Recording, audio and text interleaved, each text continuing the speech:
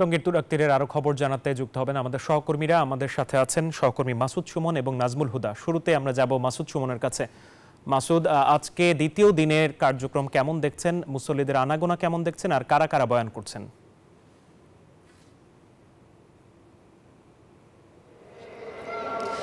ধন্যবাদ আপনাকে। আজ দ্বিতীয় দিনে কিন্তু মুসল্লির এই যে 160 একর ইজতেমার জায়গাটি আমি আপনাদের দেখাচ্ছি, এটি কিন্তু কানায় কানায় পূর্ণ হয়েছে একদম।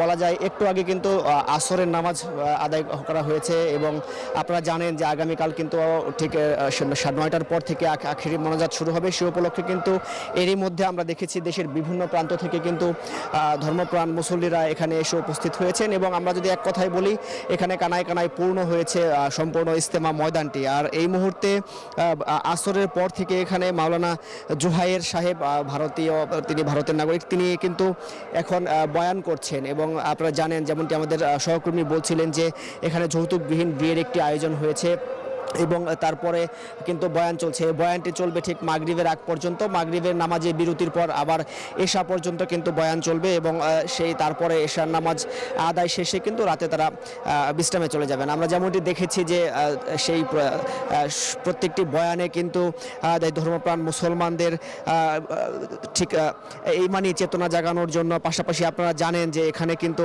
এই জায়গা থেকে যারা ইজতেমা শেষে বের হয়ে যাবেন তারা কিন্তু দিনের দাওয়াতে বেরিয়ে যাবেন দেশের, এবং আপনারা জানেন যে প্রায় 70টি দেশ থেকে নাগরিকরা এখানে এসেছেন ইজতেমা করতে। তারাও বিশ্বের বিভিন্ন ময়দানে কিন্তু ইসলামী বাণী বা ইসলামের যে নবী বা রাসূলরা যেসব বাণী রেখে গিয়েছেন, দাওয়াতের যেসব নিয়ম কানুন রয়েছে সেসব বিষয়ে কিন্তু তাদের ধারণা দেওয়া হচ্ছে, এখানে শেখানো হচ্ছে কিভাবে ইসলাম প্রচার করবে বা কিভাবে মানুষকে ইসলামের দাওয়াত দেওয়া হবে, সেই শিক্ষাটি দিচ্ছেন বয়ানে।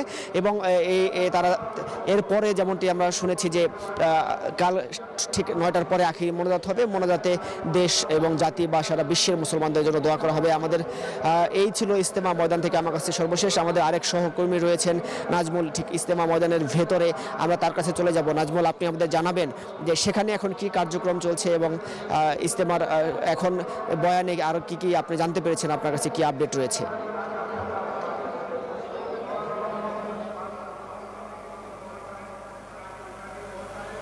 ধন্যবাদ মাসুদ সুমন আপনাকে। আপনি যেমনটি বলছিলেন এই মুহূর্তে রয়েছি ঠিক আমি ইজতেমার ঠিক একদম মাঝখানের যে জায়গাটায়, যে টঙ্গী বিশ্ব ইজতেমার যে ময়দান, সে ময়দানে এখন কিন্তু কিছুক্ষণ আগেই কিন্তু গণবিয়ে পড়ানো হয়েছে এবং সেই গণবিয়ের পড়ানোর পরেই কিন্তু এখন বয়ান চলছে এবং এখানে কিন্তু এখন হেদায়েতের কথা বলা হচ্ছে এবং ধর্মপ্রাণ মুসলমানরা কিন্তু আপনারা দেখতেই পাচ্ছেন যে অসংখ্য ধর্মপ্রাণ মুসলমান তারা এসেছেন এবং যেহেতু এই বিশ্বের অন্যতম বৃহৎ ধর্মীয় সমাবেশ হিসেবে পরিচিত এই টঙ্গীর ময়দান, এবং এটি কোনো রাজনৈতিক কিংবা বর্ণ বৈষম্য কোনো স্থান নয়, এটা হচ্ছে একমাত্র আল্লাহর শুদ্ধির জন্য কিন্তু তারা এসেছে। যেহেতু ইমানের দৃষ্টি এবং দাওয়াত তাবলিগ এবং এক বিশ্বজনীন ময়দান, প্রতি বছর লাখো মানুষ এই টঙ্গীতে কিন্তু তারা আসেন এবং যেহেতু ধর্মপ্রাণ মুসলমানরা সেখানে এসে আল্লাহ তাআলার সন্তুষ্টি লাভের আশায় কিন্তু দোয়া, জিকির, ওয়াজ, নসিহত এবং দিন প্রচারের জন্য কিন্তু তারা জড়ো হয় এবং এখান থেকে তারা এখান থেকে মুরব্বী এবং যারা এখানকার যারা বক্তা তাদের কথা শুনে কিন্তু দাওয়াতের এই তাবলিগ জামাতের যে কাজ, এবং এরপর আপনারা জানেন যে এখান থেকে কিন্তু যে ধর্ম প্রচারণার জন্য কিন্তু বিভিন্ন জায়গায় তারা যায় এবং নবী করিম সাল্লাল্লাহু আলাইহি সাল্লামের যে দাওয়াত, সেই মিশন, সেই প্রাণবন্ত ধরে রাখার জন্য কিন্তু তারা এই কাজটি আসলে করছে। এবং আমরা যদি দেখাই যে এখানকার ধর্মপ্রাণ মুসলমানরা কিন্তু আপনারা দেখতেই পাচ্ছেন যে এখন কিন্তু তারা আসতেছে এবং এখন কিন্তু আখিরি মোনাজাত, সে কারণে কিন্তু তারা এই ইজতেমার ময়দানে কিন্তু এখন ভিড় করছে। এই ছিল আমার কাছে টঙ্গীর বিশ্ব ইজতেমার সর্বশেষ খবর। ফিরে যাচ্ছি স্টুডিওতে। নাজমুল এবং সুমন, আপনাদের দুজনকেই ধন্যবাদ। দর্শক, ইজতেমা ময়দান থেকে জানাচ্ছিলেন আমাদের সহকর্মীরা।